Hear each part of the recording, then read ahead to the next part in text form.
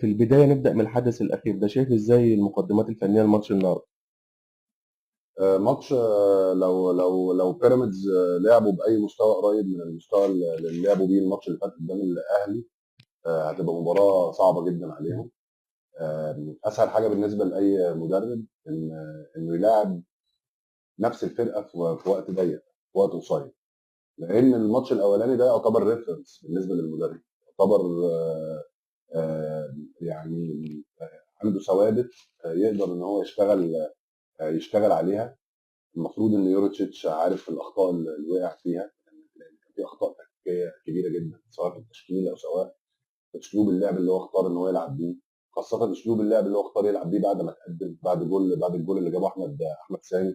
انا كنت متوقع ان مدرب كبير بخبرات كبيره زي يوروتشيتش ان هو يسيب الاستحواذ للاهلي ومش هيضغط عالي بعد الجول الثاني، لكن فوجئت ان هو مكمل ضغط.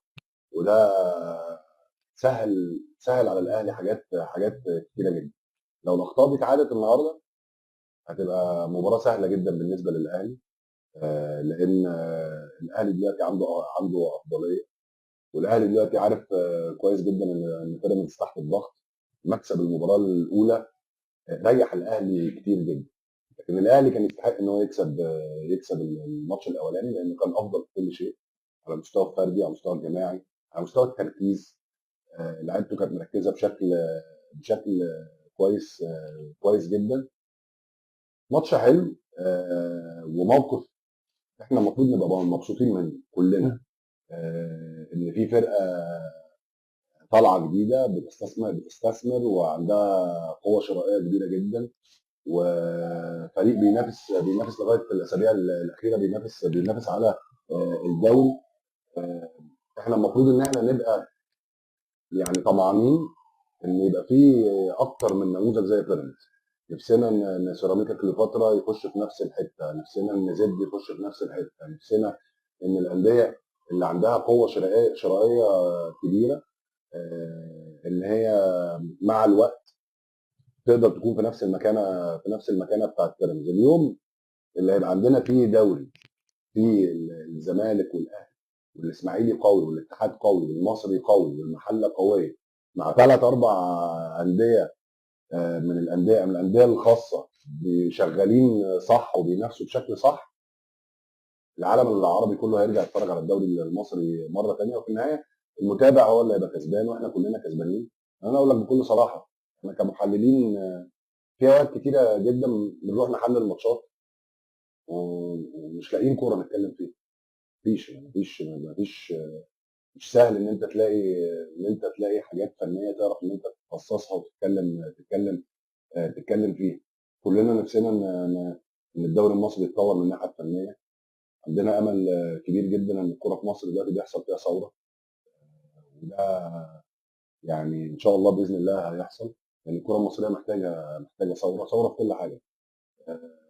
وعندنا امل كبير ان الموسم اللي جاي الانتقالي ده يكون فتره انتقاليه، ويكون اعاده ترتيب الاوراق بوجود اتحاد كره جديد، وبوجود رابطه ليها دور فعال.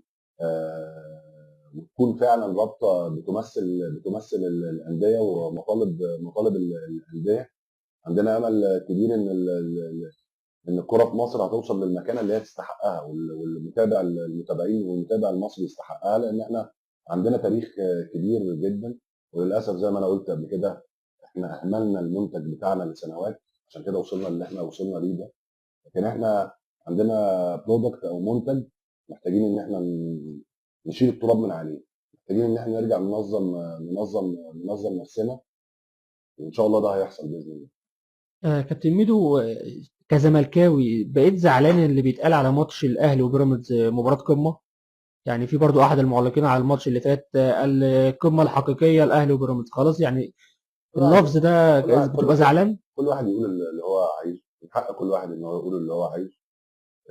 الكلاسيكو العربي التاريخي هي الزمالك والاهلي. واحنا اول ناس سعداء، زي ما انا كنت بتكلم ان في فرق طالعه وفرق، لكن طبعا للاسف في ناس بتبقى يعني بتلعب على مشاعر الجمهور، وعارفين ان الكلمه دي هتسمع بشكل كويس جدا عند الجمهور، وعارفين ان هي هيبقى ليها صدى. كل واحد في ليه اسلوب اعلامي للشغل. انا في رايي ان الاسلوب ده بيتحرق بسرعه. يعني الاسلوب ان انت بتلعب على وتر الجماهير ده بيشتغل مع الناس، لكن مع الوقت بيتحرق، واكتر حد بيتضر منه هو مردده. وده اللي حصل فعلا.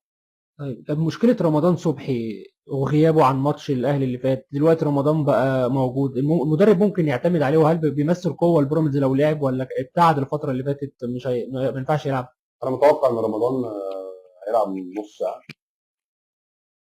كان بقاله فتره ما بيتمرنش، لكن دخل مع الفرقه وبيتمرن. يعني متوقع ان هو يلعب 30 35 دقيقه. رمضان لعيب كبير لو هو في قمه تركيزه. واعتقد النهارده هيبقى عنده دوافع كبيره جدا، لكن ما يقدرش ان هو يعمل ده لوحده. لازم الفرقه تبقى متنظمه، ولازم يبقى محظوظ ان الوقت اللي ينزل فيه تكون فرقه بيراميدز في حاله كويسه، ما يبقاش هو اللي نازل يشيل الفرقه. يعني دايما لما لعيب بتبقى رجليه بره الملعب بيبقى محتاج الناس اللي حواليه تشيله.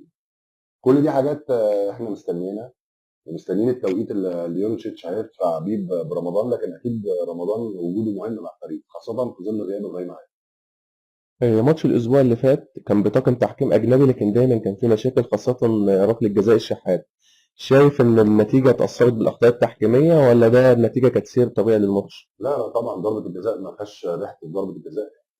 كل الخبراء التحكيميين قالوا الكلام ده. انا استغربت جدا ان الفي ار ما استدعاهوش ان هو يبص على الكره مره ثانيه. بتتكلم في يعني كره سهله ان هي تتشاف. يعني مم. ممكن تخدع الحكم في اللعبه، لكن في وجود الفي ار ما فيهاش كلام، لان الراجل واقع على الارض، والراجل حسين حط رجليه عليه واتسحب، رجليه اتسحبت ووقع يعني. فهي خلي بالك، هي في الملعب تخدع اي حكم. يعني هي في الملعب تخدع اي حكم. يعني لو زاويته مش مظبوطه وداخل متاخر، بالذات الطريقه اللي كان داخل بيها الحكم ال 18 كان متاخر، فتخدعه. اوكي، هو ادى البينالتي. لكن لا، اكيد الاخطاء التحكيميه اثرت على نتيجه المباراه. بس يعني انا بشوف حاجات عمري ما شفتها في الكوره، بجد والله العظيم مش بهزر. النهارده ماتش الالمونيوم اللي فات بتاع الاهلي، بغض النظر بقى عن الالوان والاهلي والزمالك، بتلاقي الجول بتاع الاهلي كوره قدام اللاينز مان اوت رسمي على رامي ربيعه. ده الراجل يعني ده المهاجم بتاع الالمونيوم سابها تطلع اوت، وعلى اللاينز مان مشاور الناحيه الثانيه. حاجات يعني لا يمكن ابدا. الكوره قدامك ب 2 متر. وبعدين اللي يجننك ان مفيش حد اتكلم في الكلام ده. هل الكوره دي لو كانت على الالمونيوم كان هيبقى رد فعل الاعلام نفس رد الفعل؟ والله لو الكلام ده انا كنت قدام الزمالك كنت هقوله، وبقوله فعلا. اخطاء تحكيميه فجه، واخطاء تحكيميه واضحه للناس كلها، واخطاء تحكيميه ما بتتصلحش. لكن لو تسالني القرارات التحكيميه اثرت على نتيجه الماتش، انا خلي بالك انا بقول لك الكلام ده، انا معترف ان الاهلي كان احسن، وبقول لك الاهلي كان احسن، والاهلي يستحق المكسب ككوره. انما اكيد الكوره دي لو ما كانتش اتحسبت في التوقيت ده كان ممكن نتيجه الماتش تبقى مختلفه. شفت إزاي فنيا الاحتفاظ بالشيء